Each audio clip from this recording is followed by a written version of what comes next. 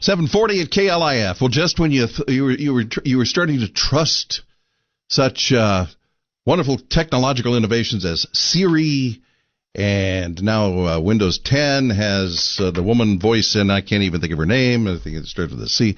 Anyway, there is a new threat to your smartphone, and we wanted to talk about this just a little bit with Brian Krallis, a security expert at SurMD, a cloud security company. Good morning, Brian. Hey, good morning. How are you? Just fine. Well, now, what is this all about? Well, I feel like I keep saying the same thing over and over again, and that is, if it's programmable, it's hackable, right? Yeah. Now, I will tell you there are levels, and I think this is the one thing that sometimes, because we're in this new world of cybersecurity, we don't understand, right? It's one thing to, let's say, break into a car versus another thing to break through a house versus to break into a bank, right? Mm-hmm. And with this, I think we need to keep in mind, it is pretty easy for somebody to hack into either your computer or phone if you are on a public Wi-Fi, right? If you're in Starbucks on their internet. Right. But it is a little more difficult to hack into somebody's phone if they're just sitting there talking on it. But there is the technology now, and basically it gets really sophisticated. But most phones are equipped with an FM transmitter, and basically this started with the NSA, and then it kind of went to Israel, and we know China's used some of this.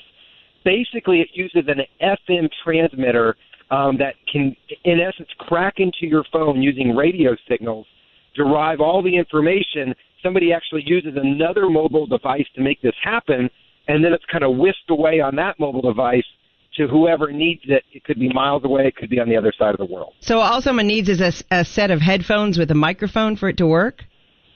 No, not even that. They just need a mobile phone. So basically, most 90% of mobile phones out there have an FM transmitter in them. So basically, the hacker uses the radio signal from his phone, and by that, what it does, it can typically go within about probably a quarter-mile radius. It can actually hack into other phones using this, equipped radio signal that's basically been devised to be like what we call a malware, which basically goes into the phone, takes out passwords, takes out extracted data, takes it to the hacker's phone, and then basically the hacker's phone sends it using a mobile signal to another location. Wow. You said up to a quarter mile, and I'm reading this article in Gizmodo that says the technique could be performed as far as 5 yards away. So that means they'd have to be pretty close, but you're saying that's not true? Well, there's, like I said, there's different levels, right? Oh, okay.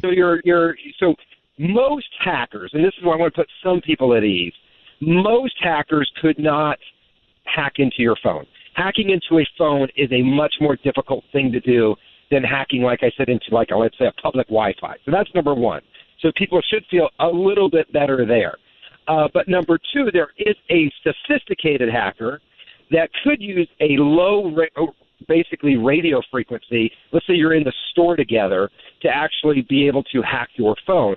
And then there's even a higher level, which now we're getting into government espionage, right? NSA, Chinese government, Israelis, we're getting into a very, very sophisticated hack, but the technology is definitely there to hack into a phone from a quarter mile away. So it's getting more and more advanced. Eventually, anything at that high level will seep down into lower level hackers.